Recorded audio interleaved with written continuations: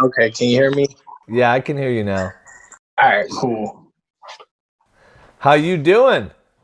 Doing pretty good. Just been relaxing and enjoying my time in quarantine. How about yourself? I'm okay, man. It's a strange day. Is this the new house you're walking around in? Yeah, I'm still trying to move and get everything situated. Are you in Houston? Where are you? No, I'm in Dallas. Oh, you're in Dallas. Okay. Yeah. So just been enjoying it. Just, how it is when you're moving in. You gotta get everything situated, and it doesn't help that we're in a quarantine time. So Right, right. Well, a million thanks for doing this. oh yeah. No problem. I'm looking forward to it. Yeah.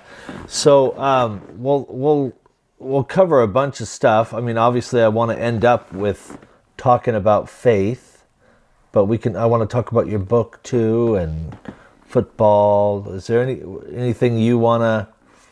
If there's anything you want to make sure and cover, something you have coming up or whatever. So, talk about how you've been doing during this quarantine. Where were you when you found out it was like lockdown? Uh, I think when they started going on lockdown, I was in Austin. So I was in Austin visiting my girl, but I mean, Seattle was already pretty much on lockdown, and it was just a matter of when it was going to get to Texas. Right, right, yeah. So how do you process this? Because I mean, this disrupts everybody's life. In your rhythm, you should be starting spring stuff. Yes.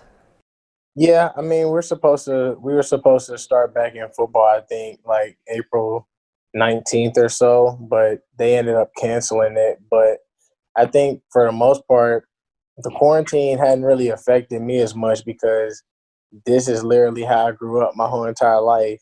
Like I go to practice, or whatever, and then I'll come home and then I'll just watch TV or play video games. So like one of my biggest hobbies growing up was just watching TV or watching movies. That's what I used to do with my mom. And so since we're on quarantine, like I'm still doing the same thing that I've always would have been doing. And Playing video games and yeah, and I'm playing against all my friends. And when it comes to working out, like I never really went to a facility to work out. I always worked out on my own. So that's why I said, the only difference is they're trying to tell everybody like make sure y'all stay inside. But for the most part, that's what I've always done. it's you've been living the quarantine life before it was popular. Yeah, like I'll go out every now and then, whether it was to a restaurant, but it was always to pick up food. It wasn't to sit there, Right. or I'll go to a movie and sit out at a movie. But other than that, I might have went to some basketball games or did different stuff like that. But since they canceled sports, it's not like I can just figure out different stuff to be able to do, like whether it's, just walk around the neighborhood or ride a bike around the neighborhood or just go to the backyard and just sit outside and just kind of look at the sky or look at, the neighborhoods around. I mean, it's a lot of different stuff that you can do. Like I took this time to get to know my girl more. I'm talking to my family more since you can't really do that as much as you want to whenever everybody's busy and occupied. So I mean, I just try to look for the pros in a, pandemic like this to where it's not like I'm sitting here scared on whether I get it or not, but I'm more so taking advantage of ideas and opportunities. And I also told one of my bros today, this is what it's going to look like when you retire. Like when you retire, you're not going to have the entertainment world anymore. So you got to figure out what you're going to do when you're done. And so, I mean, this gives you a chance to work on your plan B and to do all those different types of things to where if plan A doesn't work anymore or if it stops working before you want it to, you're already in a good place to start your life outside of sports. That's good. Yeah, do you consider yourself an introvert? Uh, I don't know. I think I can be both. It just depends on who I'm around and what type of energy I have that day. I got your book and I was reading through it. I love the way you would give people a thought and then you give them a chance to work it out. You'd give assignments. You'd have your self-talk here. I mean, in one page 35, you have this little note to self. What good is it to achieve so much in life if you can't even be yourself? Why am I worried about living up to other people's expectations? People lose themselves trying to please others. If I live to please others, then I'm never going to be free. I'm tired of living in a prison. I mean, these are thoughts. This is deep stuff, man. And you're asking people to go to a deep place. So when I read that, I thought, Tyler's got some introspection in there. Where does that come from? That kind of stuff. I think it just comes from honesty. Like, I feel like a lot of times to tell the God-given truth because they got to sugarcoat it because people don't want to, they think that sometimes people can't handle the entire truth. And I think sometimes, like, we're just good with knowing, like I said, the trial run of what the truth presents, but not the full thing. So, like, for me, I just realized that a lot of times you have to be able to be honest with yourself 100% wholeheartedly before you could truly be free. And a lot of people are only telling, like I said, the trial run to where people can see, oh, this is your testimony or this is what you've overcame. But that's just something that they feel comfortable with sharing because the real testimony is what they're hiding behind closed doors. And if you can't, and if you get to a point where you're scared to show your real scars or you're scared to show your true testimony, how can that be a testimony if you're scared to share it because you're scared of what other people will think? Sometimes you don't even have to reveal the whole entire thing, but if you're ashamed of what you've overcame, then that can't be a testimony until you're okay with being able to share it, knowing that the blood has already covered it and all those different types of things. So I think for me, it was just being able to understand that sometimes the only way out of a real hectic situation or a spiritual battle is being able to be honest with yourself and finding ways to be able to combat it in a spiritual warfare type of way. So when people hear you talk like that, I mean, people who have a spiritual component, I think they get it.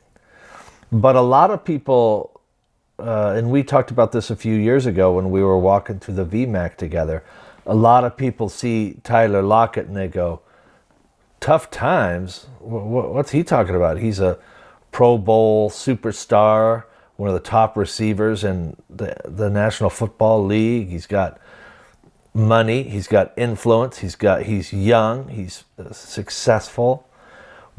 Speak to people right now who have stuff going on about what it means for you to be in a tough time, because some people are just so enamored with the image of what it must be like to be Tyler Lockett that it's probably hard for them to get around that you've seen the valley. You haven't just seen the mountaintop, you know what the valley's like too. Yeah, I mean, I think the biggest thing is that people only see me and they see what I did or what I've been doing for the last 5 years. That, yeah, they don't really see that there's any struggle or suffering going on. But, I think it goes back to they don't understand how a kid grows up. You know what I mean? They don't understand the neighborhoods that the kid is in or the environment that the kid is around and how some of his friends get taken down a dark path or people that he's been around gets taken down a dark path. And he's trying to stay true with some of the same friends that got the same type of mindsets. Like, they don't, it's a lot of stuff that a lot of people don't get that you can dive into and talk about for a long, long time. But I think even in the stuff that they know for the last 5 years, I mean, you can sit here and say he has the money, he has the means to do any and whatever he wants. But people don't understand that with money comes struggle, just like without money comes struggle. Yep. They don't understand that with having like the same thing, that the same opportunity that you were praying for is the same opportunity that you complain about once you've been in it for a long time.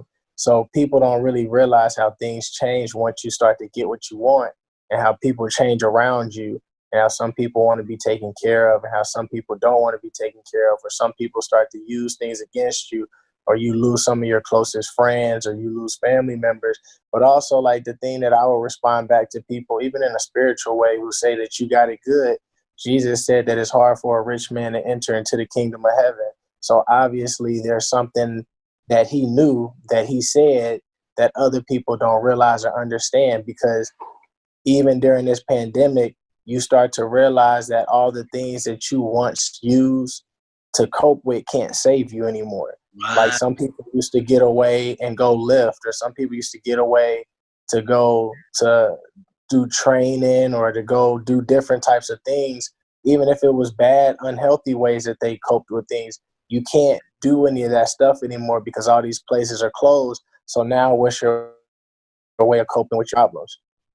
You know what I mean? Like, a lot of people give in to, like, people look forward to going to all these places because they can't stand being inside of their house. And they don't understand that it's not the house that makes the person, it's the person that makes the house. It doesn't matter how big your house is or how small it is. Like, it's about what you do with the space that you have. And Right. so I think for me, that's the biggest thing that, I've learned. And that's the biggest thing that I've been doing, is because people get so caught up in possessions to where they think that that's their source. When things like this happen and you can't use your source anymore, what do? People always wanted to brag and show the nicest stuff and clothes and stuff that they had, but now you can't do that. Like, it's, the stores are closed down. Like, you can order it online, but what good is it to order it online if you can't wear it out and about? So you start to see the things that everybody has made their God, or at least their source, or that's giving them a glimpse of what happiness is like, or what fulfillment is like. They can't use that right now. And so you really have to question yourself and question who you really are, because you don't have money to spend. You don't have people to hang out with. You don't have all these different types of things. If churches are closed and you can only watch them online, what are you doing to continue to further yourself to live for God? Because if you've only dependent on all of these things to keep you going, now that you don't have that anymore, does your world stop, or does your world keep going? I love that. Now let's talk about faith, because Seattle's a pretty secular place, and you have a real loud voice in Seattle. People care about you and your influence. That's one of the reasons I want to say thank you, by the way, for taking your personal time to be a part of Easter Sunday, man. You've been so generous with me over the years, and you've talked to a lot of thousands and thousands of people. Together we have. But when you speak to people who you know are secular, it's Easter Sunday. Who is Jesus? Who do you tell them Jesus of Nazareth is to Tyler Lockett? And why is Jesus so important to you? Yeah, well, I think the way that I explain my faith and who Jesus is to me is, I try to take them out of that experiment that they've experienced their whole entire life, of what other people did wrong to them, and what church might have said to them, or whatever the case is. Because I try to get them to understand that the way that I read the Bible is, I read it as if it was a history book. And I read it and I just let them know, like, I read it and I'm just listening and reading to whatever it is that the people want me to know that lived in that time. And as I'm reading First John, and they're saying, this is what we've seen, this is what we've heard, this is what we've touched, Right. We've witnessed these things, and we're here to tell you. And so it's like, as I'm reading this as if I'm listening to what it is that they're trying to tell me to get across, because they're saying, this is what we believed in our time. Right. This is why, because we've seen him heal this person. We've seen him bring Lazarus from the dead. And so when you see that, I'm telling people that as you read, you choose whether or not you want to believe in that same God that was there during that time, because they said that he rose from the dead. We might have never been there, but that's why, the Bible also says, when he told Thomas, blessed are those who don't see. You know what I mean? Right. It's being able to understand first, getting them to understand, like, who Jesus is, but also being able to provide them a story of, about, if we don't have a source of that we believe in, we create our own rules to live by. And when we don't live up to those rules, we condemn our own selves, or sometimes people don't condemn themselves. But the way that I've been explaining it to people lately is during this pandemic, we go to the grocery store, we buy the things that we want, and we buy the things that we need. Some of the things that we want aren't healthy for us, but the things that we need, we know is going to be able to help us tremendously down the road. You know what I mean? Like toilet papers, soap, hand sanitizers, all those things. But when it comes to like certain foods, we get unhealthy foods, we get all this different stuff. And so I tell them that when we're ready to go take our cart to be able to get out and a person is scanning it, once it's already scanned and we're pulling out our money to go buy it, the person just says, "You're good." And you're like, "Hold on, like I want to pay for it. Like I don't want to be good." And they're like, "No, you're good. It's been taken care of." Because it doesn't matter what you got, whether it's healthy or unhealthy, you still feel short of the price that you had to pay. And so being able to know that it didn't matter what you brought in that grocery store and what you took out, it was already paid for to the fact that you didn't have to experience that same thing.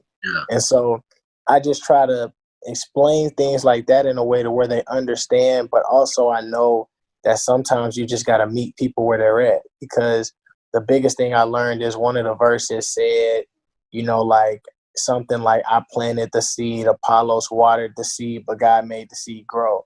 And so I realized that it's not on me to make something grow. It's just on me to plant the seed or water it. So whether it's having conversation, whether it's just being there for somebody or giving somebody time, you start to realize that those are the things that plant. Those are the things that water.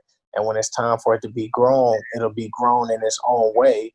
But it allows me to meet them where they're at. And just like when Paul said, "I became a Jew to win over the Jew."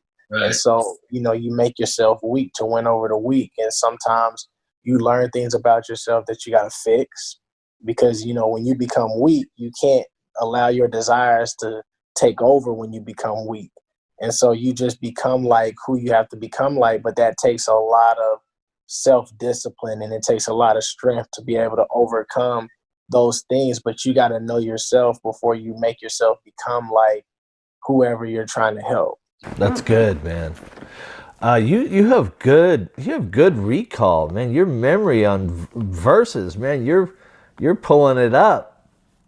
Yeah, I don't remember. I can't tell you where a lot of the verses are. But you got the some of the verses, because that's how I used to think and operate. Yeah, I've been reading John also, and at the end of the Gospel of John, he says this sentence. In fact, it's my message today for Easter. But he says that if everything Jesus did had been written down, the world could not contain the books, because he did so much more than even is in Scripture.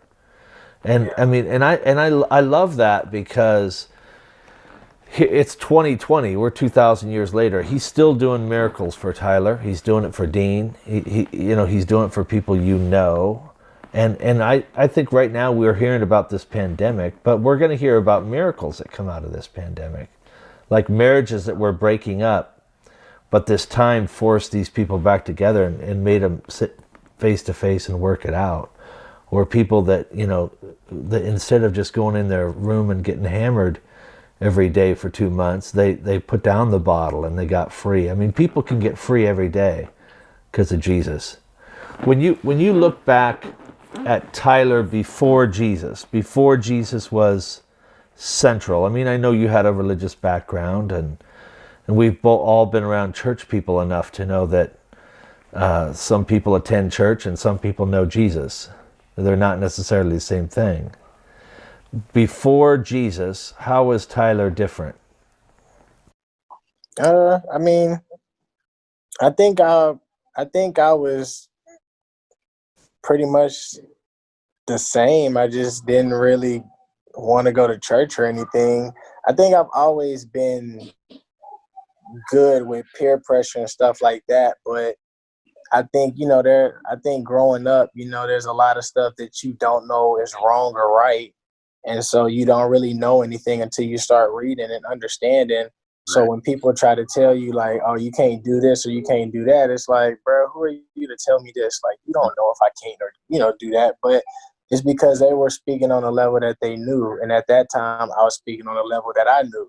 And so I just think that, regardless any of the things that I did or things that happened, I never really considered it wrong. And I can't allow the knowledge that I had once I learned about God to dictate the things that I did when I didn't know.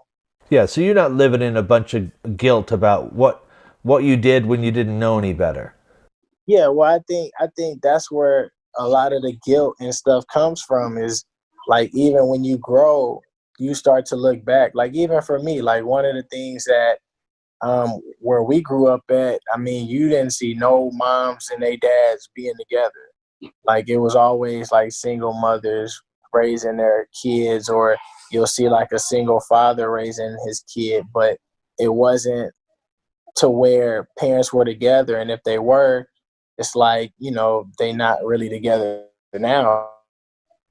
And so the way up, it was okay to talk to multiple people if you had a girlfriend or whatever the case was. And then as you started to grow older, you started to see that, it's good for you to just be with one person and to settle down with one person. Right. But when people try to tell you that, they might have grew up in a whole different environment, in a whole different state, and they're sitting here telling you stuff about, it's supposed to go like this, family dinners and blah, blah, blah. And you like, man, we don't eat at a table. We get our food and go to our, so it's like, I just think based off of how you grow up, you learn a whole different side of it as you get older.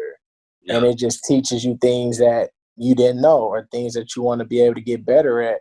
So I think like for me, like that's a lot of the stuff that you learned was it was okay to talk to multiple people and do this and do that.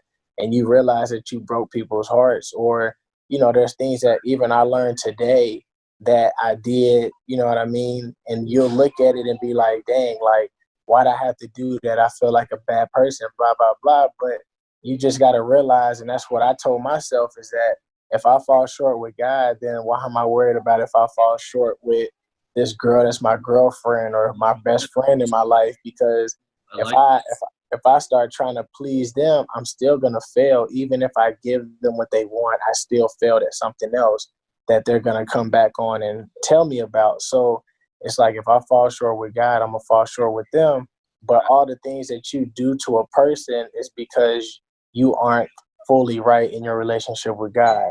So once you get fully right with God, you get fully right with that person, because that God, that spirit in you will teach you how to be able to love that person and be patient with that person and to be able to help that person. But I started to realize that, in the world that we live in, we can say that anything is cheating.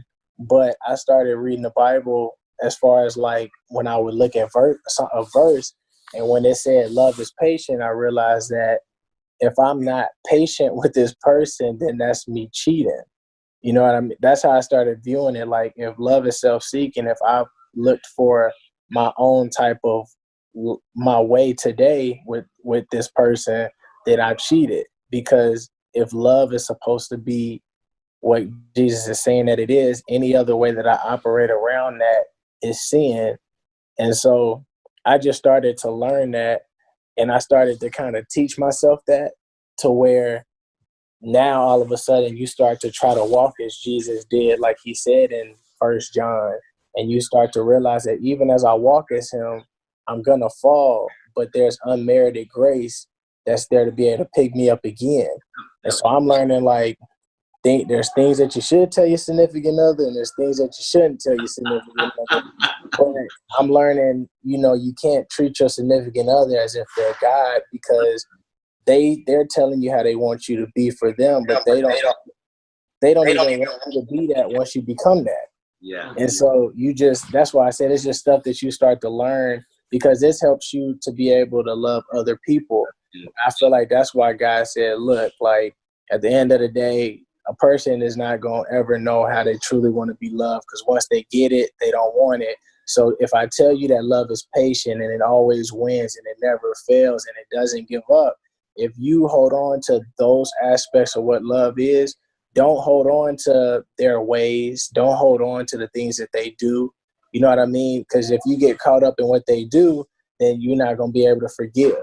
And one of the things that I was going to tell you too is I was watching this thing with my girl on YouTube, and it was actually a story that I seen. It was called Let It Go and all this other stuff moving forward. And they said that it was two monks that was walking to their destination. And as they walked, one of the monks saw a woman on the ground. So he stopped and he picked her up and took her with them as they were walking down the road. And eventually he ended up letting her go because I guess her time was, had ended. So he let her go, and not as ended, like she was still alive, but he let her go so they can continue to their destination. So as soon as they continued and got to their destination, the other monk said to the guy who picked up the woman, he said, "Why'd you pick her up and carry her? You know, we as monks don't touch women." And the monk said, "Are you still carrying her along with you? I dropped her a long time ago." Ah, I love that. And that's when you realize that other people still carry things in their head, though they never even picked up the thing that they're carrying. Yeah. And the person that carried it ended up just dropping it. And it shows you the person that's living in the now and the person that's still carrying what's happened behind. Tyler, that's gold, man. If people just get that, it'll change their life. Yeah, and it makes sense because that's like when Paul said, one thing that I do, though he hasn't done it, he hasn't achieved it, but he said he strives to move forward and not to look back. And I think that when you look back, you're resurrecting something that's already happened in life, and there's no way to change it. Preach it. That's good. Yeah, you got to accept it, and you got to keep moving forward. Now, on a personal note, you brought up sort of mentioned marriage over here, and our mutual friend Matt Welch tells me there's a pretty significant lady in your life. Do you want to make an announcement on Easter Sunday about future wedding? Should I get my tuxedo ready? I mean, what's... See, like I said, I'm living in the now. Thought that far. I'm taking it one day at a time and just trying to enjoy the life that we have. Because at the end of the day, once it's gone, it's gone. So I don't want to, make a decision too early. I believe that you can make decisions too early, and sometimes those early decisions can haunt you, and sometimes they end up working out for the best because you learn how to work through it. But I also believe that you got to be patient and just kind of let stuff play out, because there's things that each person has to learn before they can get to that place of even ready to be married. And some people have mindsets that when you're married, you're not supposed to still have these type of mindsets as a man, or you're not supposed to still deal with these things that you dealt with as a teenager. And it's like, no, like this stuff doesn't change. Like, people still try to talk to you when you're married. People still will throw themselves at you. People still will try to take me away from you. Like, you know what I mean? And vice versa. And I think that sometimes people's whole marriage mindset is messed up because they don't realize that, it's more so of a partnership. You know what I mean? Yeah. Doing this together. And you got to remember, like, the only way that I could please you is having God. And the only way that you could please me is having God. Because if we try to please one another, then of course this marriage is never going to work, because I'm never going to give you the time that you want. I'm never going to give you as much like cuddling or whatever the case that you want. And I think that for me, it helps you along with your walk, because you understand how to be able to meet somebody where they're at. They might not be like, some people might not be the woman or guy that a man wants them to be at right now. Just like a man might not be the man or guy a woman wants them to be right now. But like, the thing about love and the reason why people are able to be patient with somebody and all those other aspects that Jesus talks about is because you got to see them for who they can be. And I think that when Jesus, when God made him who knew no sin to be sin so that we might become the righteousness of him, it's like you start to realize that he's seen us for who we could be, not because we could get there ourselves, but he's seen who we can be, and that's how he treated us. And so that way it's easy for you to be patient with somebody. Like, if I knew that you were going to be the next Russell Wilson, and right now it was going to take you about 8 to 10 years, but if I already seen how good you can be, it's going to be easier for me to be patient with you rather than somebody who I know doesn't have even close to potential. Well, let me read you this. It says, I want to dedicate this book to you, the person reading this. And then you say three things. You say, you matter, you always have, and you always will. I want you to just look at the camera because there will be thousands and thousands of people watching this. I want you to tell me why you wrote this. Where does that come from? You matter, you always have, you always will.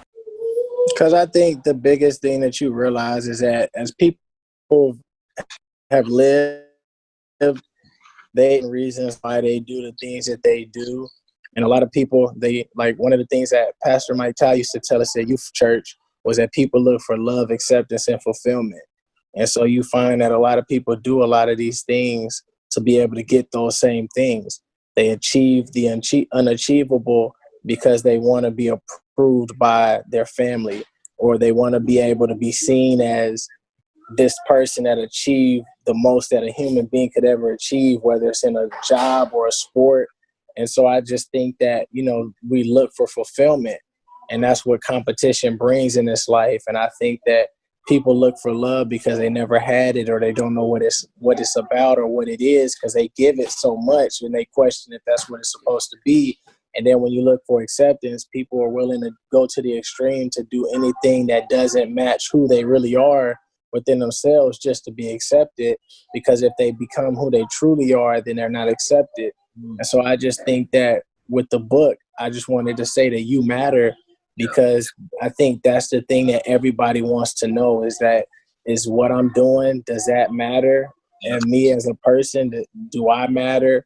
And I think that's why a lot of people deal with mental health and all those different types of aspects of life, because they haven't really gotten the words that you matter. I couldn't agree more. Hey, man, happy Easter.